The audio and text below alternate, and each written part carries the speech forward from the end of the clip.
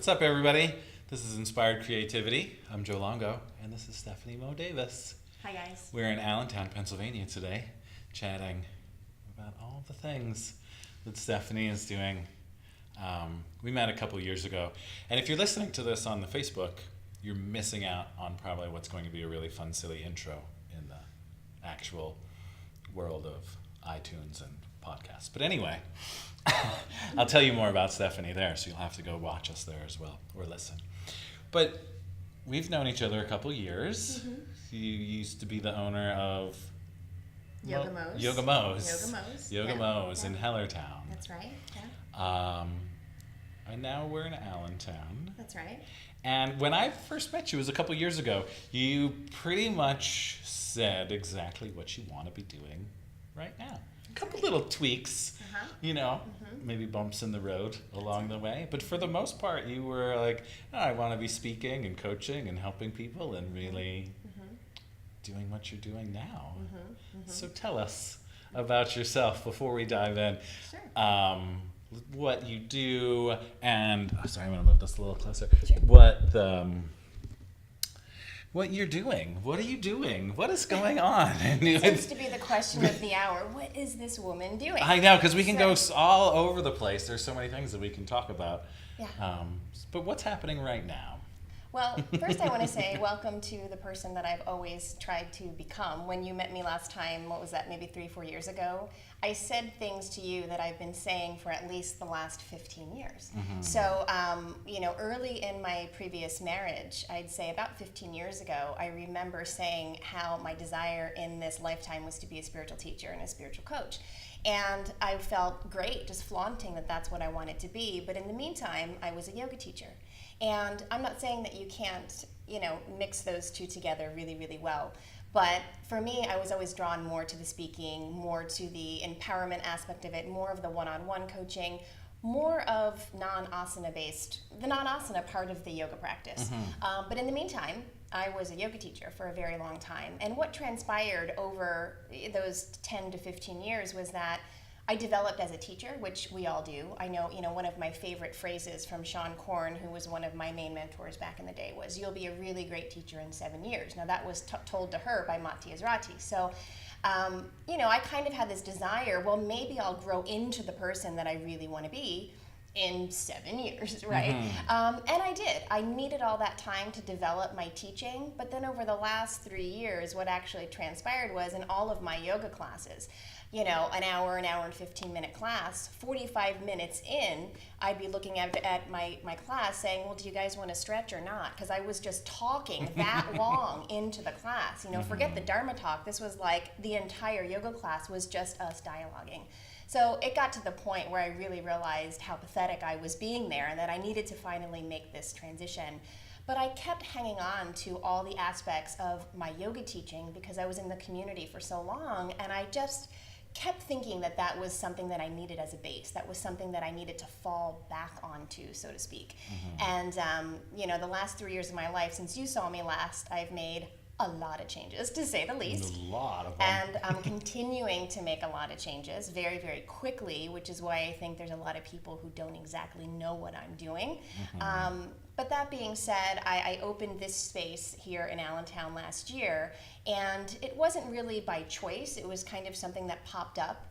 And at the time, I realized that I was moving towards becoming this spiritual teacher full-time. But again, the fear of many things and that idea that I needed to have something as a backup plan and I should always just have my yoga studio just in case, immediately was shown to me that I didn't actually need to have it. And that was for several different reasons. Mm-hmm.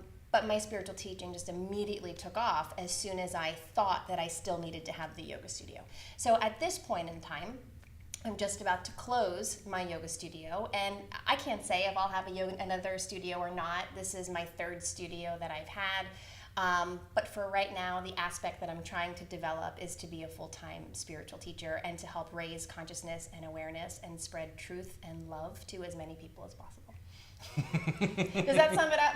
That does sum it up. Okay. It sums it up beautifully. Awesome. So you kind of kept coming back to the yoga teacher and the spiritual teacher. Yeah. I think there are a bunch of us out there that maybe feel the same way. And I know one of my teachers, Jennifer Pasteloff, would always say, I just use yoga to trick you to get into the room. That's right. So I can then kind of teach what I feel I should be teaching you. That's right. And the yoga is a great catalyst to get people in the room. Because really, how else are we going to be able to share these little things, these little insights, unless like we put them here? You know, it's like once we, and I hate, and this is probably going to come out wrong, but it's like when we start playing the yoga game and teaching, we start then developing workshops, and then those workshops tend to lead into retreats or, you know, things like that, where we're then developing this like curriculum. I can never say that word. Curriculum. There you go. Thank you. It's like a natural evolution. Right. And then you do get to that point where it's like, okay, now right. I've kind of established this in my teaching, and now I'm just going to do. Right. And you know what you said was the same thing that was told to me by several people, and people who I considered to be hold hierarchy over me at the time. And you know, I said to another teacher of mine, again, somebody who had a lot of influence in the community, and you know, it was before I stepped into my own personal power, and I said, look, this is what I want to do. And she said, no, don't you understand? You must be a yoga teacher in order to do this. That's going to be your gateway in. And you know, I don't know if it's, you know, the empath in me, the kind of indigo child in me, but I was like, no, I'm going to show you I don't. So it was this like rebel that wanted to come out.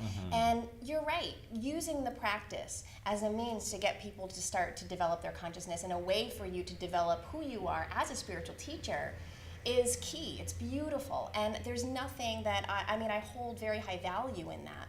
But for me personally, I knew there was something deeper within me that needed to come out and be expressed beyond the yoga mat. And for me, that was a monumentous leap. That was a quantum leap for me to trust that I could sustain myself doing my work as just primarily a speaker and a writer, and not have the gateway, the avenue of the mat to get people there. I knew it was going to require me to do something special. It was going to require me to go deeper within my own psyche and my healing to be able to survive and sustain myself without having my yoga studio. And even having a yoga studio and teaching, let's all be honest, does not necessarily bring in the bucks real effortlessly. No. So then to lose that and to get rid of my studio and to say, well, here we go, I'm just throwing myself out there and I'm going to see what happens, has been one of the biggest fears of my life. But now I know that's where I need to be, is to step into that and trust that it will evolve as it's meant to be. Yeah, that's so beautiful. And I just think it's the yoga is just an easier way to get started, instead of just like, I guess, just a different throwing up way. a flyer and saying, hey, Joe Longo's going to be at Starbucks today talking about spirituality. Right, You know what I mean? Like, who's right. going to show up? But if I come up with a fancy name for a workshop, like creatively manifesting your life, people are going to be like, what's that about? I'm going to go check that out. And I might be able to do a down dog or hold my arms up in the air. You know what I mean? So it's kind of safe for everyone. You're totally accurate. And what blew my mind was when I was progressing on that same evolutionary path. Yoga, getting into the retreats, traveling, speaking. I was kind of doing that path.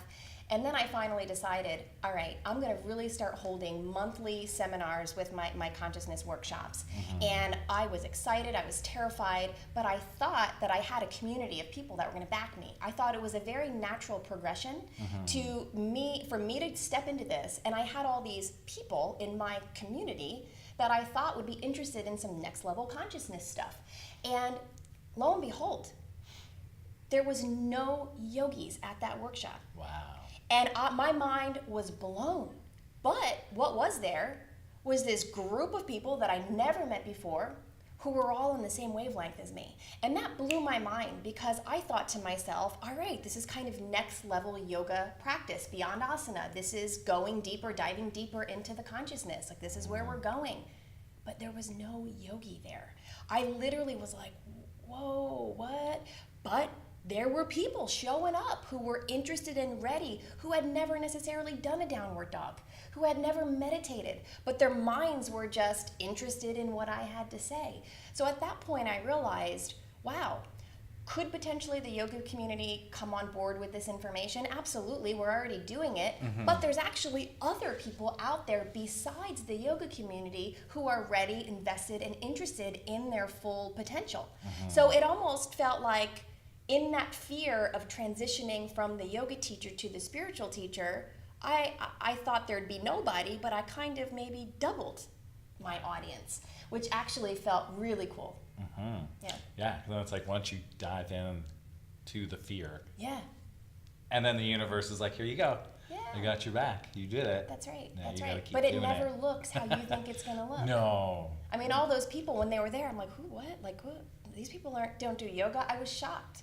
You know, but they were there. They showed up. So, Right. Yeah, I find that a lot with my workshops, that sometimes people just come, you know, they want to experience it, and I have this idea of how I'm going to teach the class, or like what physical practice we're going to do, and then I see the class and I'm like, oh, everything has to change. That's like right. Everything I wanted to do completely changed.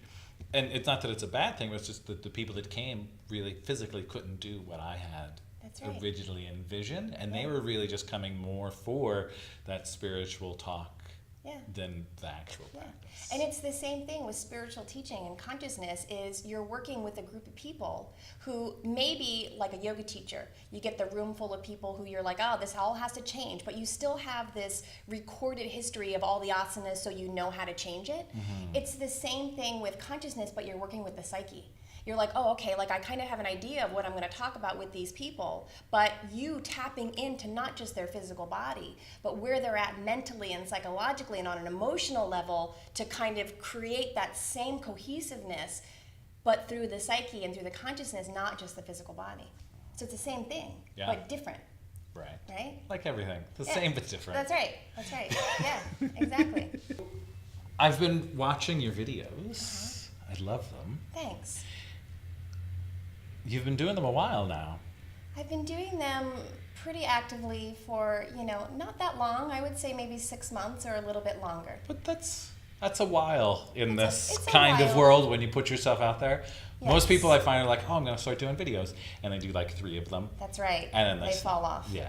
Yeah. So 6 months is a long time to really keep it. I've got something to say. Yeah. That's the important part, is that I think there's a difference with when it's all about intention. Do you really have a message? Or are you doing it for another reason? Right. Are you doing it for the ego? Are you doing it because you're inspired for the moment? And, for me, the main thing is I've committed to my purpose. So I really, the priority that I live for is to be of service. And I think that's something that, we're all prioritizing something. It's just we don't always consciously know what it is. Or it might not be our highest potential, but really, truly, you're always prioritizing something. And for me, when I started my healing journey about 3 years ago, I'm sure we'll get further into that conversation. When I started my healing journey, I really had to continually get clear on why am I here and what am I doing. So when I prioritized that being of service was my mission, everything about living my life and my existence had to revolve around being of service, which meant that I had to continually delayer things that were not serving me, which is called the healing process. So, once I prioritized that mission and service and helping to raise people's awareness about their own life and fulfillment and joy, I had a lot to say. And, you're talking to somebody who had a severe fear of public speaking when I was younger, and severe fear of talking publicly.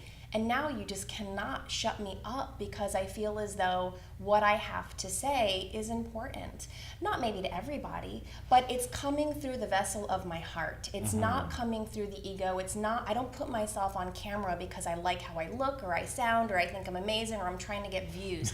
I put myself out there because I have something within me. I have this burning passion to share. And if something I say can help somebody, I feel as though I'm doing my job.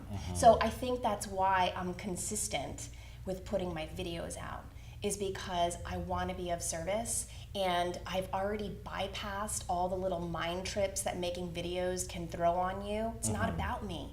Never was about me. It's about being of service to other people. Right. Right? So hard to pull that ego It's really away. hard.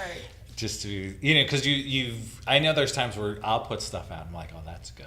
And it just feels good. And then like 25 minutes later, the ego comes and is like, is anyone paying attention? Why isn't anyone paying attention? I think this is good shit, so it's a struggle, at least I find. I've had to heal myself. Yeah, I've had to heal myself from the aspects of the dysfunction around social media. So I had to do that first. Because if I were caught up on the views or how I looked or whatever, again, that would trip me up. For me, the level of dedication I have to my mission is so steadfast that I don't care. I don't care if one video has 5 views and one has 1,500 views. I don't care. It's not about that. So, for somebody to get to that level of dedication to their mission is really hard, and to not let the ego trip you up. But I did have to do that work around social media, which everybody has to do, because there's so much distortion and dysfunction around social media. Think of how many souls you're dealing with on your own page alone, and emotions and traumas.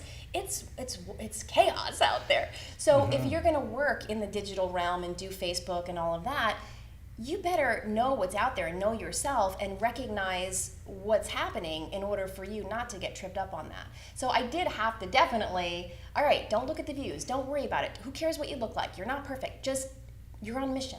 You're on mission. You're on mission. And when you're there, nothing else matters. So when you do your videos, do they just happen? Or do you, are you scheduled, or is it more like, oh, I've got something good, I've got to talk right now? So really how I try to live my life now, which is not the norm, my life is not normal, okay? So, I'm single, I don't have children, I don't have pets right now. All of those things are beautiful, I've experienced them in my lifetime, but again, to be of this level of service, you really have to have little attachment. Will I be this way forever? I don't know. Will I do something down the road? I don't know. But right now, this is the aspect of me I choose to experience. So when I do anything, I need to be actively inspired.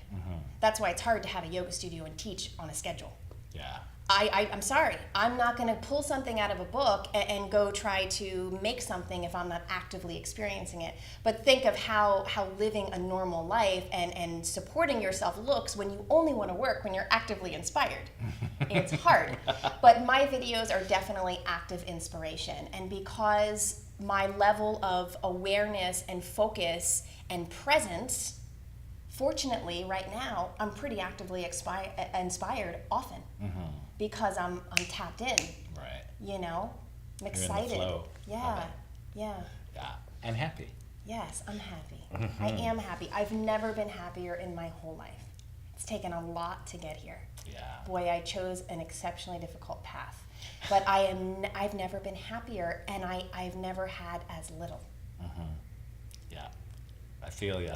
Yeah. It's interesting how that happens. Like, I remember when I had that normal job and would have a paycheck every week, and how that was pretty cool.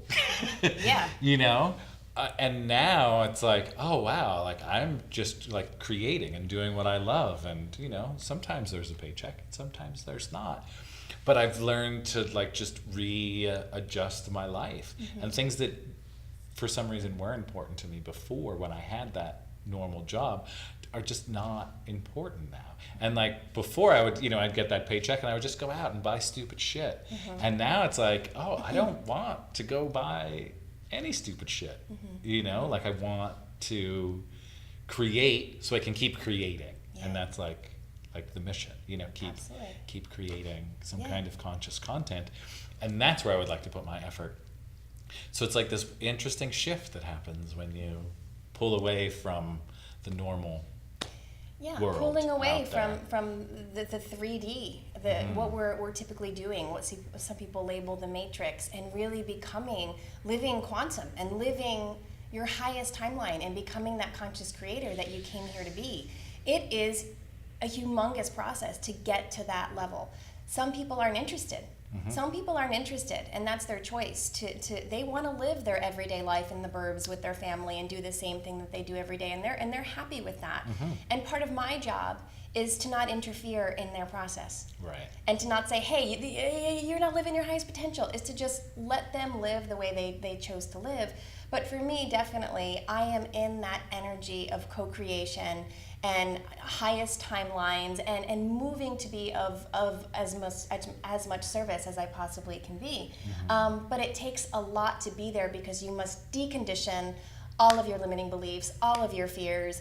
You have to check in constantly with, am I going to be taken care of? Yes, I am going to be taken care of. I mean, it just stimulates every primal fear that you could have when you try to live this way as a co-creator. And you just must give over control, and you must surrender that you are going to be supported by Source, the God of your own understanding, that things will literally just happen for you. And for me in my life, every amazing thing that's happened to me came to me. And that's something I need to remind myself of always, because I try to micromanage my process a lot and butt in. Every time I butt in and I get in my own way, I F stuff up.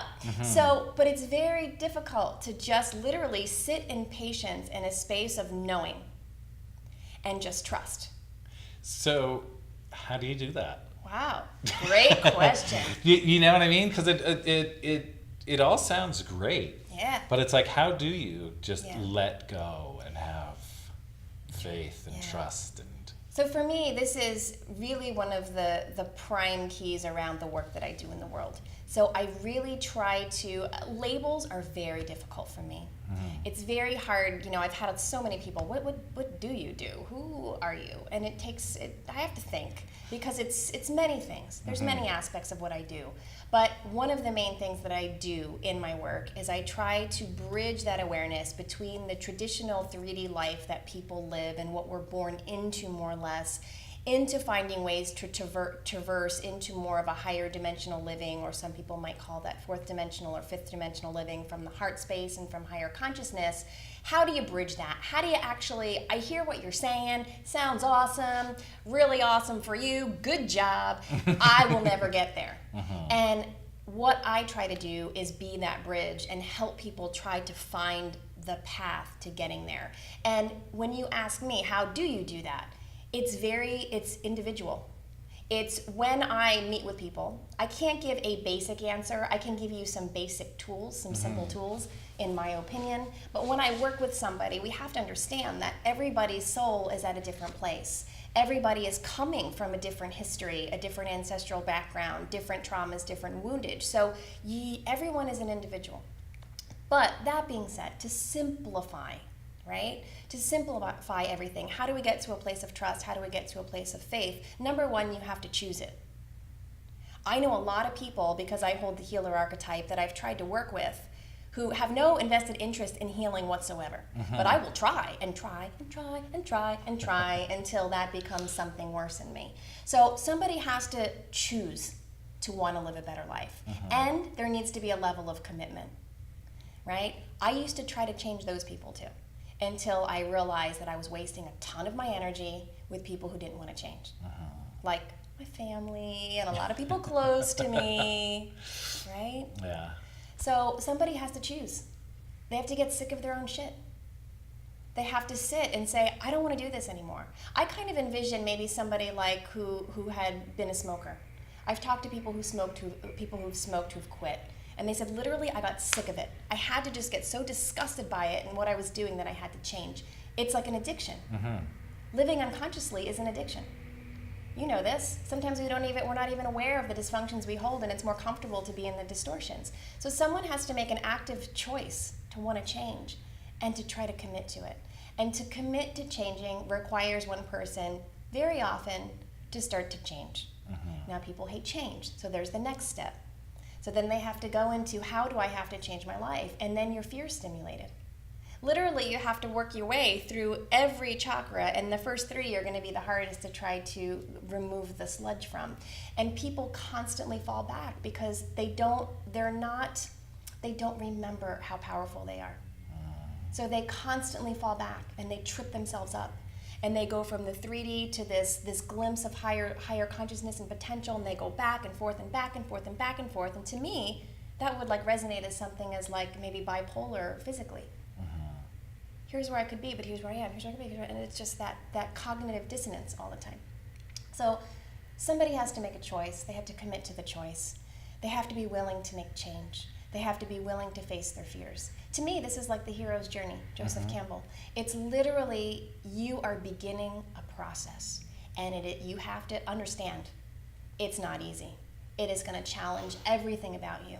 You better find people who support you on your mission. You better release the things that aren't supporting you on your mission.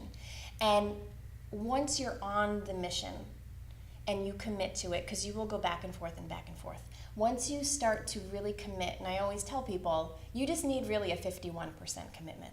Because for people, I think they think, oh, that's just, I don't know who she is and how she got there, but that's not me, that's not real, that's bullshit. You don't got to get to 100%. You just have to get to that tipping point where you're 51% committed. And then you have the vision to at least see that 50% where you came from. And that 1% is enough to make you realize, I don't want to go back there.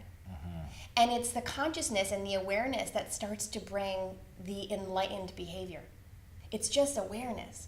And then what happens is you start to want to live in that space more often, and it becomes even more uncomfortable when you allow yourself trip back, because you realize at that point that no one else is doing it but you. Right? So it's a huge process. And I've been on this journey only for 3 years. You know, I took the slow way around to my awakening journey. I'm 41. So I've taken the slow way around, the complex way around, and it's really only been 3 years in that I've been actively doing the work. I've been practicing yoga for 20 years. But really, it was only 3 years ago that I actually started doing the work.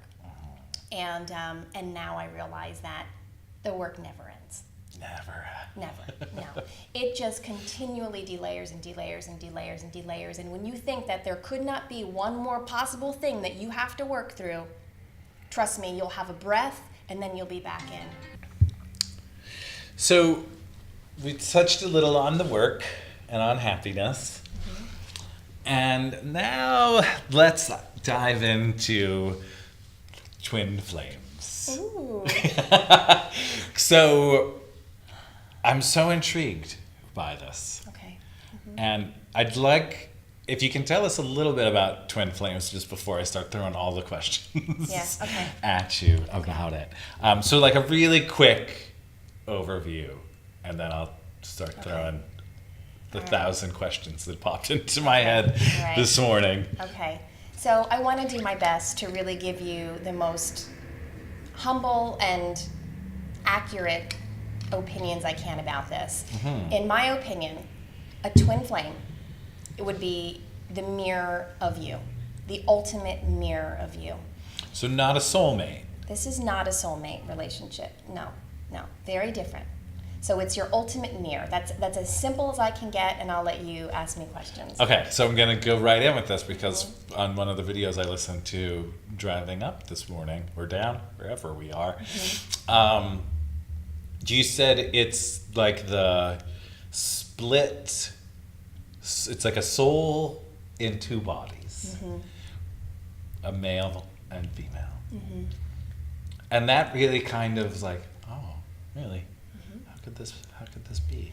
Can this really be? And I was just so thrown off because many, many years ago I had a Vedic astrology reading, and the woman that was doing the reading said, I had all crazy questions, but she'd said that there are too many souls on this planet and not enough bodies.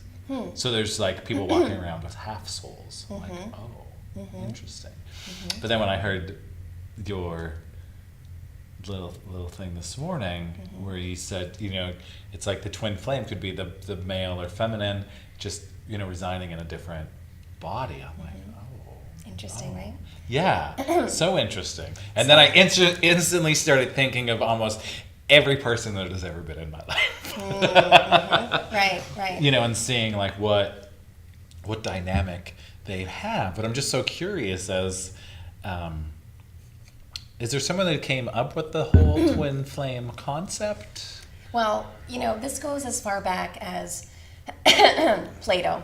Okay. So it's a very, very ancient concept. where, Plato had described in his symposium that we were born with 4 arms and 4 legs, and it was like 2 bodies, the masculine and the feminine, put together, and we were split.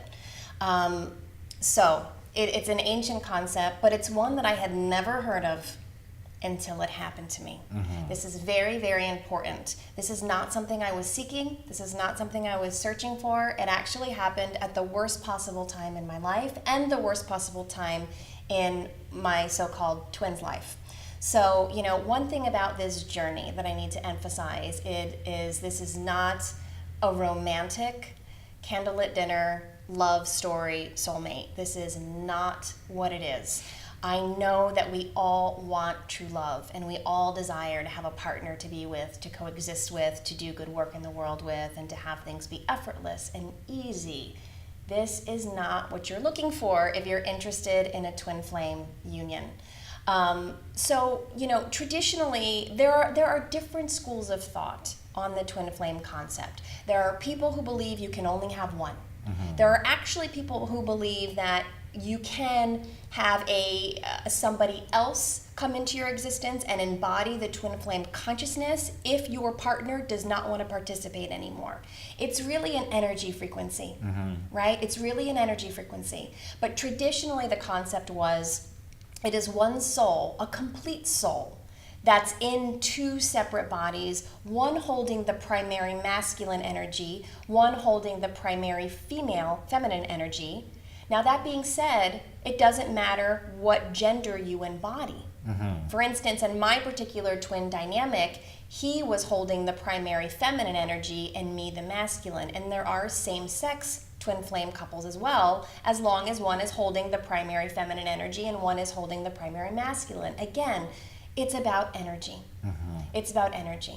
And not necessarily like, oh my goodness, you're so beautiful kind of energy. More like there's something that is... Right. So what I can say, I can speak from my experience. Mm-hmm. I know that my experience is authentic. Again, there's a lot of critiques out there, a lot of people who will say, well, this is and this isn't, and I think, and everybody's coming from their own level of experience. What I can say for myself and the people I know in what would be so-called a twin flame community is my experience is very authentic. It's a very old, ancient relationship that we have together. It's very traditional, and it's the real deal. And both myself and him agree, acknowledge, and understand the connection that we have. So that's important. I have actually worked with people who believe that their twin flame is a celebrity. They believe their twin flame is somebody that they've had one conversation with. And I'm not here to tell anybody who is and who is not, but I will tell you this, that I can pick up the energy of a twin flame immediately, whether they're alone or together. It's an energy frequency that I can resonate with because I hold that energy frequency within me, right? So, but it is not a romantic, I will tell you from my experience and what from the twin flames will say in the community is it starts from the top and it works its way down. So a twin flame relationship is not a relationship. Okay? So what it is a new template of partnership. They're trying to create a new relationship dynamic where people actually know themselves from the top down. So we can all admit nowadays in the world, relationships tend to be highly dysfunctional. The divorce rate is through the roof. There's just a lot of distortion around relationships, period, no matter who the relationship is with. So these people come together, and a part of their mission is to understand not only themselves through the mirror of their own soul, but to develop ways of respecting and communicating and navigating through each other with all of these polarized views that you have to learn how to create a conscious, lasting relationship. They're templaters. They create a template for new style relationship. And how I connected and most twins connected is from the spirit level first. So traditionally in relationship, most often you're connecting from the lower chakras first. You're connecting from connection and sexuality and attraction and oh, I really like this person, and you start to feel it in your heart.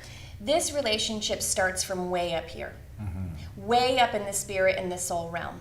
And how twins actually can ever manifest a physical live-in style relationship is if they work themselves from the top all the way down and then end up, maybe not, anchoring it into the physical reality. So they start from way up here in the astrals, in the ethers, and they've got to work through this very high level of consciousness and then be able to pull it all the way down, which is exceptionally hard and very rare actually for twins to be able to make it work as the new style relationship template, because you guys are so polarized and there's so much between you two that needs to be addressed besides your regular life. It's like you're living a whole nother life while you're trying to navigate this life, that it's just very hard. But through all that connection and magnetism, because you're drawn to each other whether you want to be or not, okay? You have no choice. That's the thing. You know, you can try to run, which that was me. I was the runner in the relationship, which tends to be the primary masculine energy. That's me. I found myself saying things to him that exes have said to me that highly triggered me as a woman. I found myself experiencing the kind of dysfunctional masculine energy and projecting it onto him. And then I would have to sit and process and understood what was wrong with our masculine collective. And he did the same thing with the feminine. We were acting out in ways that were highly dysfunctional and unlike who we actually were, to try to clear and understand. And through the work that we do together, healing ourselves through each other, we're able to then bring that level of awareness and consciousness into the world and discuss it. So there's many missions behind a twin flame union. It's mission oriented. Is there love? Is there romance? Yes, there can be. Not always, but I would say it's highly probable that that will be a part of it, because that magnetism and that attraction keeps you coming back to do the deep shit. If there weren't that attraction, you'd be like, I'm out of here. This is way too much for me. Yeah, that's what I was just gonna say. Like, is it that kind of like attraction? You know, that is a good and bad thing with it. Yeah. I mean, I will say this. Because I find it like, I don't know, I think like lines could get blurry then. Oh yeah. You know, when it's like, oh, well, there's this really high level, and then there's this just physical level as well. And how do you work those? Like how do you? That's genius what you just did, because that's exactly what it is. You're literally playing out many aspects and fragments of your personality simultaneously, and it gets exceptionally confusing because you're up here and then you're also exploring with some elements down here. And when I say down here, we actually took on personality constructs. This is going to sound weird. We took on personality constructs that were so deep in our psyche that we've hidden family issues, collective issues, things that weren't even ours, and then we played out those roles. And when I say down here, I don't just mean like Earth, I mean the underworld shit. So we were way up here, playing out all of this distorted stuff and trying to figure out what the hell was going on, besides the commitments we had already established in our normal lives. It is very difficult. But that is the purpose. That is the purpose, to kind of recognize the duality that is life, and to understand the both, and to understand that, you know, with the high levels of light is balanced with aspects of darkness. And that's okay if you understand and you have conscious awareness around it. And then again, how do you bridge the gap between the underworld, the lower dimensions, the depression, the fear, the anger, the resentment, and the high levels of spirituality and consciousness that you can access to? For me, he's very much of, you know, the earthy science. I'm very much of the spirit etheric. And when we first connected, we actually both went in those aspects even higher. So it was like, so for me personally, I spent about 6 months in isolation, so much in the metaphysical realm that I was completely out of touch with reality. I was having visions, seeing things, I wasn't eating. There were 2 weeks that I ate nothing, wasn't even hungry, wasn't even interested, high off the God's bong, in bliss, just, I needed nothing, but I wasn't doing anything. I was hiding. I was just in bliss. 6 months, way out there. Intuition out the wazoo, psychic abilities, claircognizance, clairsentience, clairaudience out the wazoo, where if I came in contact with somebody, I could see everything about their entire history and then lifetimes previous. It was very overwhelming. So I was able to experience that, and I actually loved it. I love that realm. That's where I'm at home. I am an angel. That's who I am. That's me, right? But the issue is I chose to be here. And here on earth is a little more dense. So I had to learn through my own process of healing and awareness to bring that down to earth. And that was really hard. And that was one thing that the twin concept can do, is shoot you up, but then you have to find your way back down to live on earth. And I remember having a clear conversation with God after 6 months of isolation. And he came to me as I was sitting on my couch, just glaring at my window with, nothing, just completely in bliss. And he was a little bit pissed. And he said, all right, Stephanie, do you want to stay or do you want to go? And I really had to think about it. And, not that I was thinking about taking my own life. I just thought that literally I would transcend if that's what I chose, that I had that option. I was so etheric, and so my body was just, it was just in a different dimension. And I had to think about it. And then finally I said, I think I still have work to do here. And he said to me this, he said, well, then I need you to get on your yoga mat and I need you to put something on your mouth. And I thought, all right, I can do this. I'm going to step into this new existence here. Rolled out my yoga mat, started doing some down dogs, kind of remembered what that felt like, ate myself some, nice dinner that night, and I thought, all right, I can do this. The following morning, I got a rude awakening. It literally felt like God was holding me at the top of the Empire State Building, and then he just let me go, and I just smashed. We'll keep going. Okay. It's the angels again. It's the angels, yeah.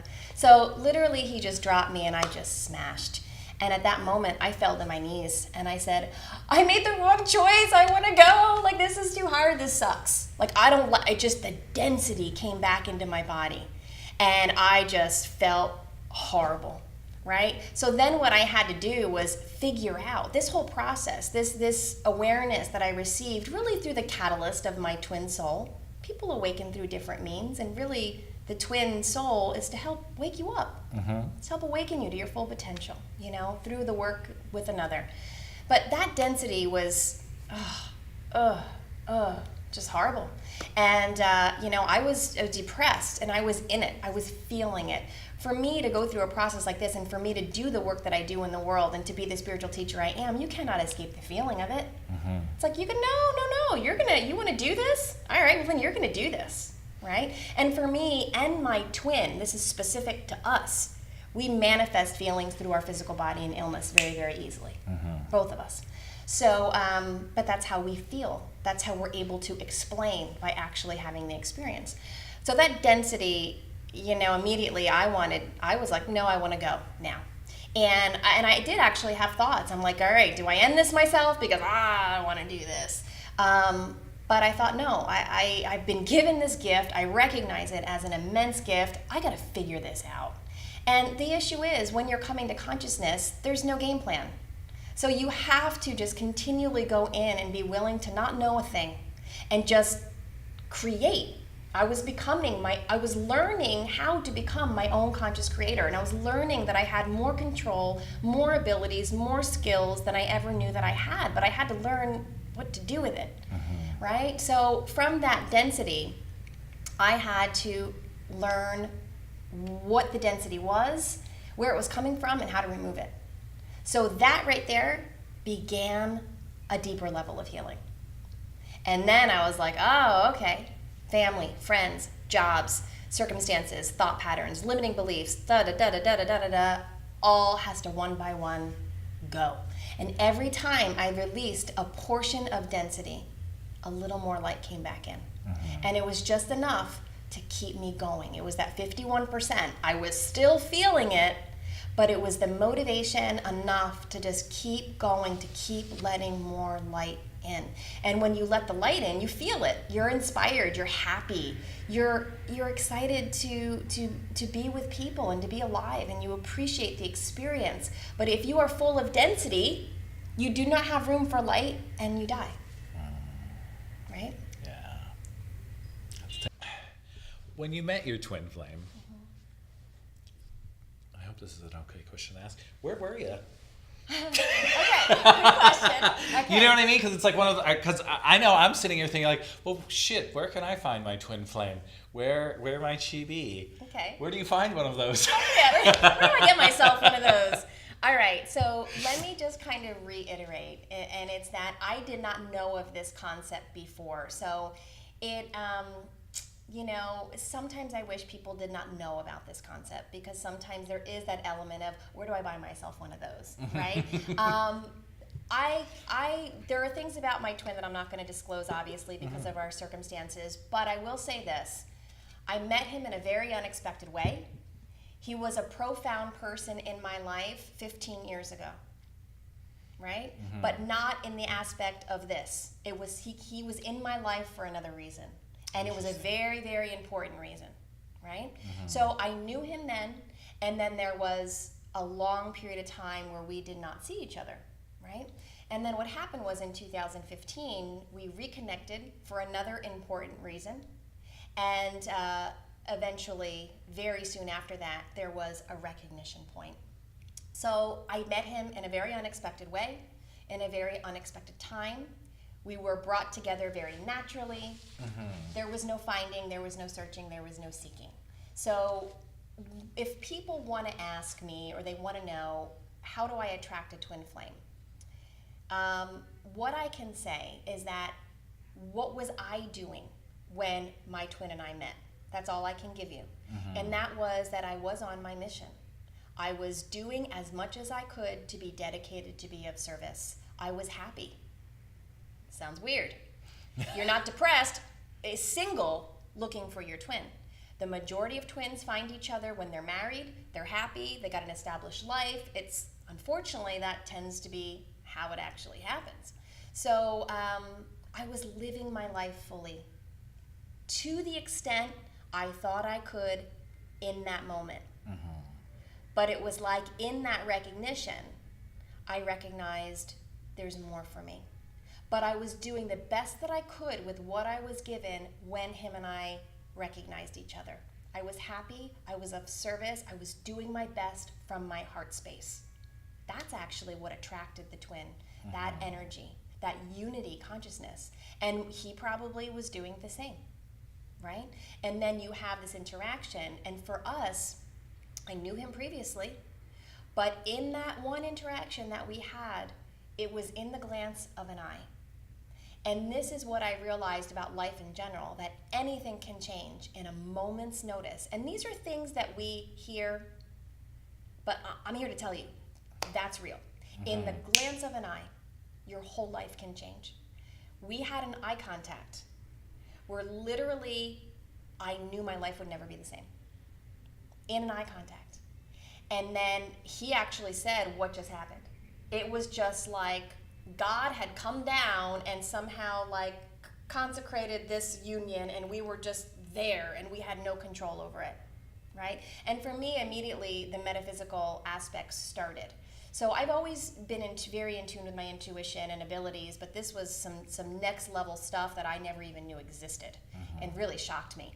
But when we were together in that room, and it proceeded each time, there would be a bubble. I would see a translucent, like a bubble around us. It was a very big bubble, and it was iridescent, and I could see each geometric pattern around this bubble around us, and it would breathe.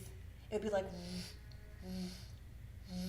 and a lot of things run through your mind on the physical level. Holy shit, am I having a stroke? What's going on? Am I dying? What's happening? Have I gone psychotic? Have I lost my mind? And that happens when you go through an awakening. You really question a lot. You question your sanity a lot. But I started seeing these things, and I had enough, I had that 51% of consciousness and awareness and trust in God to know this is very special. Just hang in here. You don't know what's coming, my friend. You've never experienced anything like this, but just trust me. Hang in there. You're not going crazy. People around you may think you are, but just hang in there and see what I got for you. Yeah.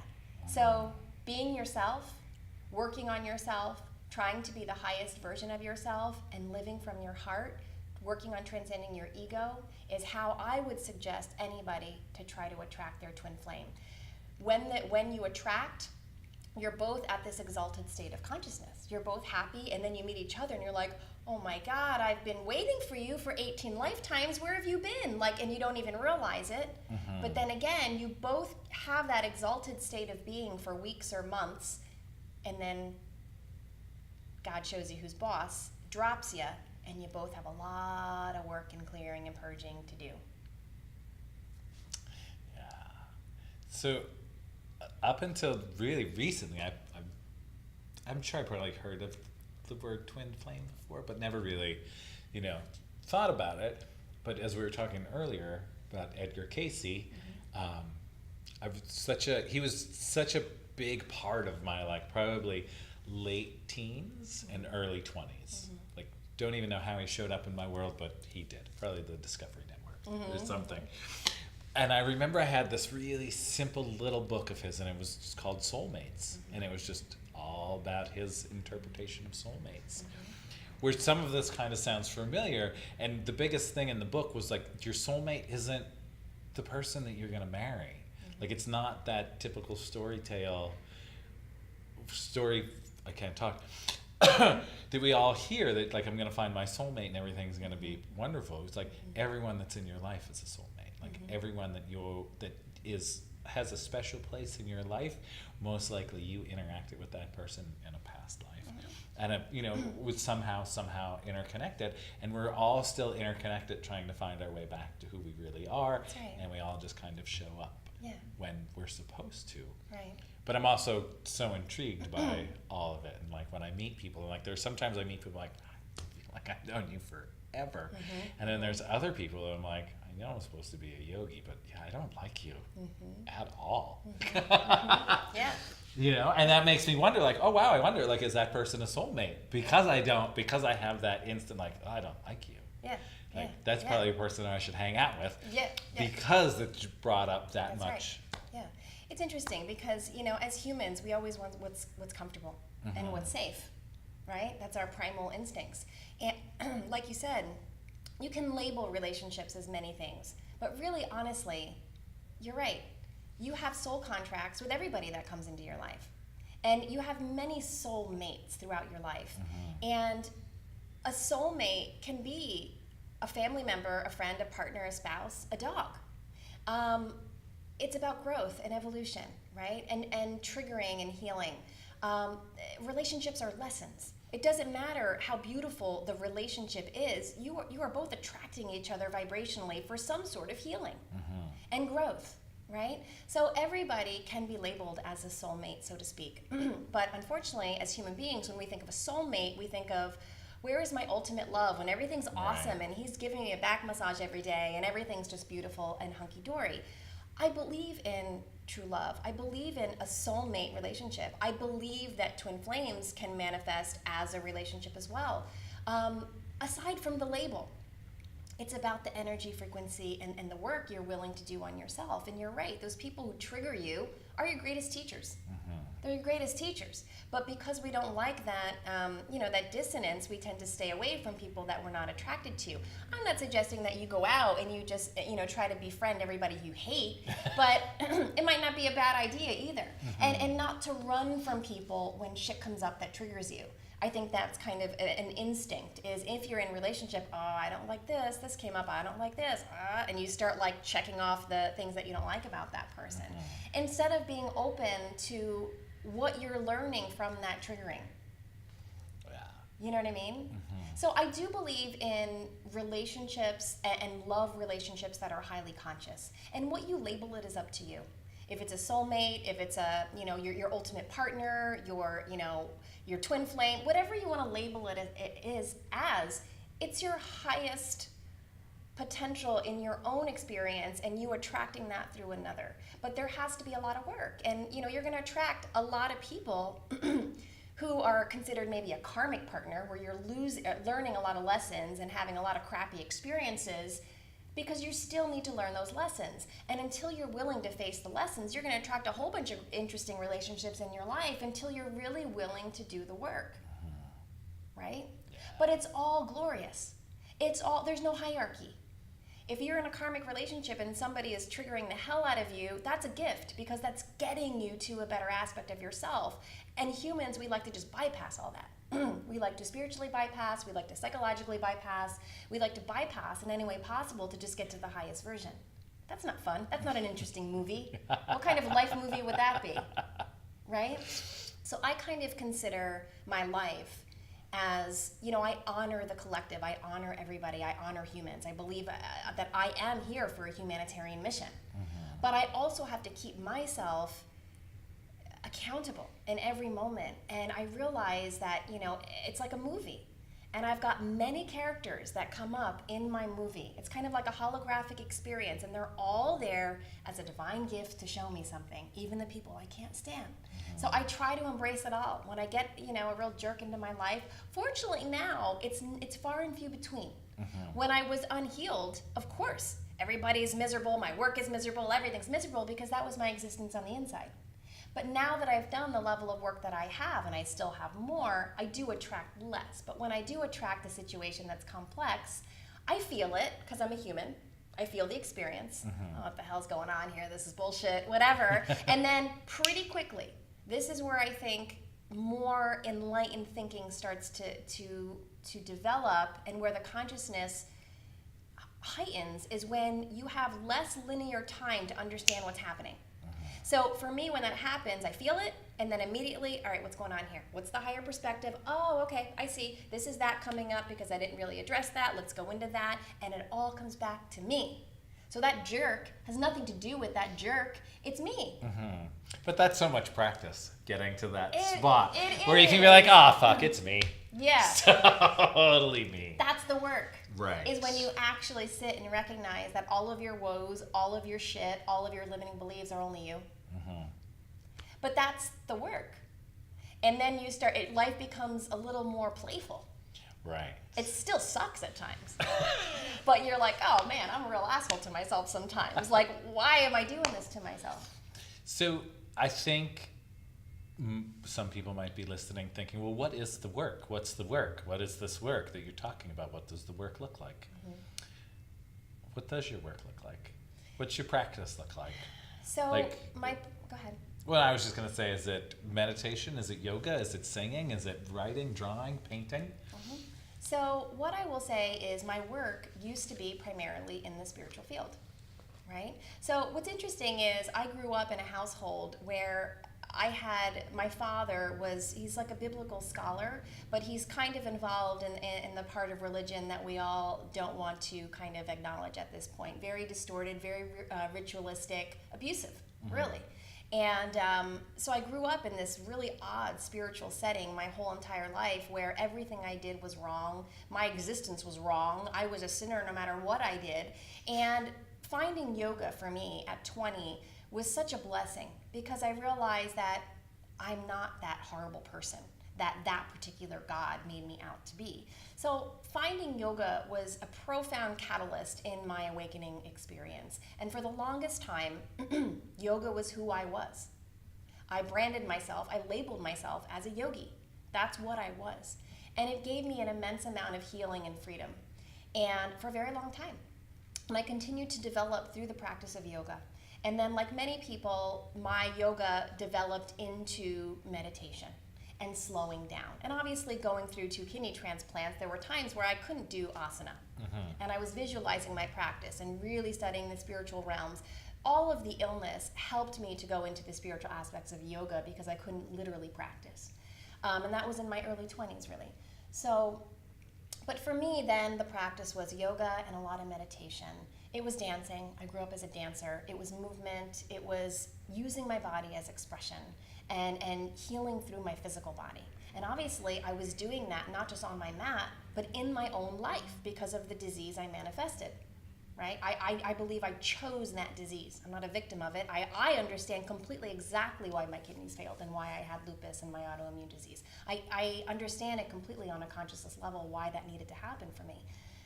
But it used to be scheduled practices and dedication to weekly forms of meditation, spirituality, readings, studying, right? In 2015, when I had this kind of profound awakening through this, experience, I went for 6 months without doing anything external. And I really went through a big existential crisis because I thought, well, holy crap, I'm more conscious than ever. And I haven't been on my mat or meditated or studied or read anything outside of myself for 6 months. So this was highly confusing for me. Highly confusing for me. And I really realized, what am I? Because I thought I was a yogi. I thought that this was everything about who I was. And now I haven't done it, and I'm more full than ever. So I'm not saying that the practice didn't get me there. It did. Mm-hmm. It did. But it just took on a different form. So at that point, what I realized was you actually need nothing outside of yourself to attain fulfillment. And I realized that I don't need yoga. I don't need meditation. I don't need spiritual teachings and studies. I found it within. But that being said, I do it when I'm actively inspired to do it. I recognize it as a primary tool to keep me stabilized. When I feel actively inspired to meditate, I do, or do yoga. But really now, my goal is to embody that mentality and alignment all the time. Again, that's me being a single person, dedicating my life to this kind of work, where I literally try to keep, and I work to keep myself in proper alignment so I do not need anything outside of myself. Now, it's a conscious choice. It's a conscious choice. All right, it's Friday night. My friends are asking me to go out to the bar.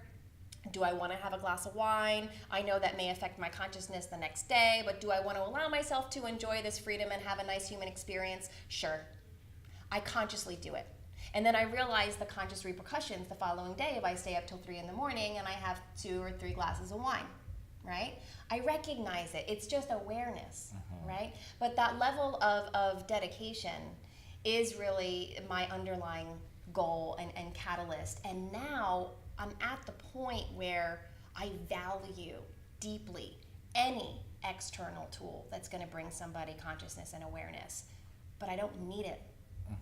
I don't need it anymore. I don't dwell on it. I don't preach it. I preach the inner work, and then whatever I want to do externally for my own pleasure, or if I allow myself to get out of balance, okay, the next day I'm going to have to give, I'll do a salt bath, chill out, sleep in today, do some meditation, get myself back on track. But it's my goal for myself, and this may be a harsh reality for some people, but, for me, working with people spiritually and helping them see a side of them they forgot is more fulfilling than going out to the bar.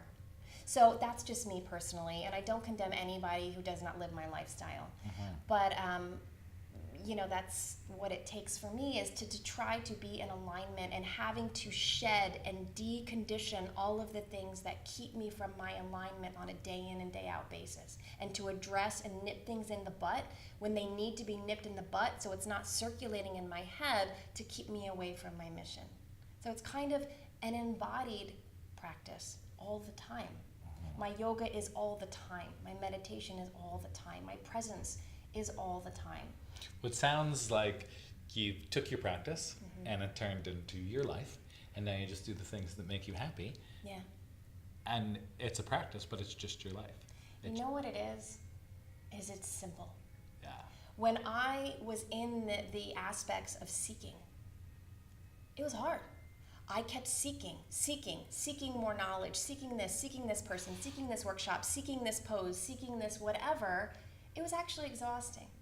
And when I just woke up, I was like, whoa, I was working so hard, spinning on a hamster wheel outside of myself, trying to discover my joy when it's literally just there all the time. And did that free up some energy? Did that free up some creativity? Did that free up who I came here to be? Yeah, because I realized life is meant to be enjoyed. And we're here to enjoy this experience, not to struggle. And it doesn't have to be as hard if you just let go and trust. Yeah. I don't know if I hit record. All right. So in winding things down, pretty much it's all a practice. Yeah. We're all connected. Yes. If you find your twin flame, you better hold the fuck on. Yes. Yeah. Oh, and one thing, we'll see if we can put this in a 15-minute segment. And one of the videos that I watched where you're talking about the twin flames, you said most of the time there's a drastic age difference. There's a lot of drastic differences. Yeah, which it could last year, 2 years ago, I don't remember when it was, 2 or 3 years ago, I dated someone for 7 weeks, and it was the most intense 7 weeks of my life. It was great, but it was also like, I wish I remembered the name of the Jason Mraz song, but at the end of the song, he just starts talking, and he was like, it's like when you want to get back together with that ex-girlfriend, and then you do for like a day, and you're like, oh, no, I don't want to be here.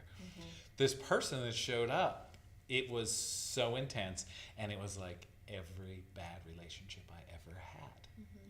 It was like she was almost like showing me, all right, this week, it's this past relationship.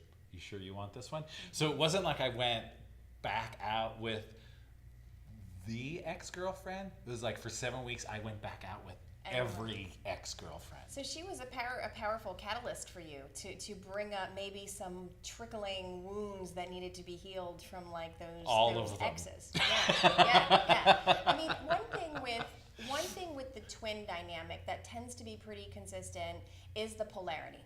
Okay, so large age gap, usually a location gap. So a lot of twins have their twin in another country, or there's states that separate them. There's a lot of things that keep you separate. There's a lot of differences in belief systems, political views. There's everything working against you too. Everything. So it's so interesting that it's called a twin flame, but it's almost like your exact opposite. This is what it is. It's your exact opposite, your opposite pole, but when you integrate, you're more powerful and complete. So it's like with the actual energies, when you learn to integrate and balance not only all the woundage and polarity, but the male and female energy aspects, the two of you can be highly complementary with those separates.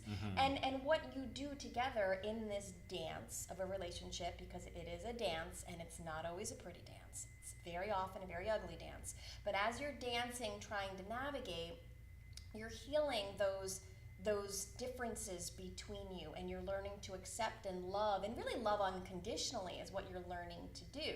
So think about if you attract somebody who's highly, different age from you, different location, different religion, different political view. Imagine, this woman is a Trump lover out the wazoo, and you still cannot get enough of her. So you literally, everything about you is shaken, but through the other person, you will integrate aspects of you and vice versa that make you become the full embodied individual you came to be, and to embody what true unconditional love is. Right? So do you think really the twin flame is really just a guide? That's right. And again, it's like humans, we all were like, oh, my soulmate, my twin flame, and this is the person that I'm going to hold Gotta let go of the labels. So tight, when really it's just a reflection of yourself in the highest form, meant to kick your ass. That's right. The beauty is that they reflect not only your genius and your beauty. You can see it through the eyes. That's what keeps you guys doing the work. Is there is the element of deep unconditional love and attraction, and seeing yourself as complete and whole as you ever have through the eyes of another. But on the same token, they will be just as willing to show you where your limiting beliefs are, where your wounds are, and bring out every possible trigger that you've held in your body, your family's held in their bloodline, and even the collective to work through that too. So it's both. And it's the goal to navigate multiple energies, multiple realms, multiple personalities, and still embody unconditional love without judgment. And if the world could do that, and if relationships could be that way, what a different world we would be in. Is not to fight and say my way's right, your way's wrong. Is to accept and unconditionally understand that people are coming from different aspects, and to not get yourself so involved that you lose your embodiment of unconditional love. Right? It's deep. It's deep. Did you get all that? It's deep. So thank you so much for my pleasure. taking the time to hang out and My chat. pleasure. This was so much fun. And best to you. This is awesome. I'm so happy you're doing this. Thank This you. is what the world needs. Bring the awareness, bring the truth, bring the people who are working actively to get this out there. And I think, obviously it'll do wonders for the world. So thank you. Thank you. Where can everybody out there find you? Where can they follow you? Where can they watch all of your wonderful videos and learn all the things? See what's going on. Well, my website is StephanieMoDavis.com. I'm on Facebook, Stephanie Danielle MoDavis. I do have a YouTube channel called Stephanie Danielle, The Mystic Messenger. That's really and it. Facebook, there's a Facebook, The Mystic Messenger? There's Facebook Mystic Messenger as well. Yeah. I'll link all of those things up. Check her out. She has good stuff. I'm trying. Oh, I'm you human do. and I'm trying. Right, that's all they can do. Yeah. Just try. There's an old Seinfeld episode where Kramer gets a job that he really doesn't get paid for, and he's working really hard, and Jerry gets upset because Kramer's not around, and he comes home one day and he's just like, I'm just trying to get ahead, Jerry. Just trying to get ahead. Exactly. That's all. where we're all at. We're just trying to get ahead. That's right. That's right. Thank you so much. Thank you so much, Joe. Thank you all for watching. I will see you next week.